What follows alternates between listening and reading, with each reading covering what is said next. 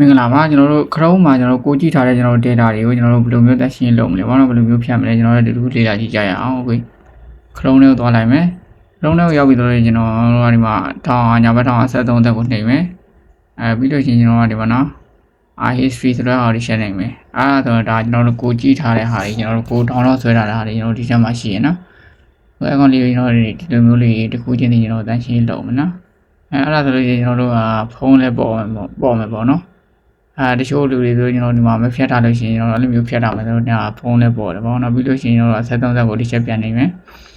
ပြီးလို့ကျွန်တော်ဒီမှာ delete browsing data ကိုတစ်ချက်နေမယ်ပြီးလို့ကျွန်တော်ဒီမှာ delete data အဲ့လိုမျိုးလေးလုပ်ပြီးမယ်နော်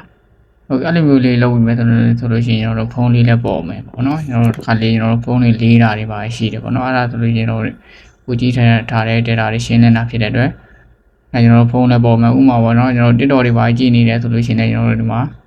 TikTok လေးကိုဒီမှာ TikTok ကလေးနေတယ်လို့ခံစားရတယ်ဆိုလို့ကျွန်တော်တို့က TikTok software လေးကိုပြီးလိုက်မယ်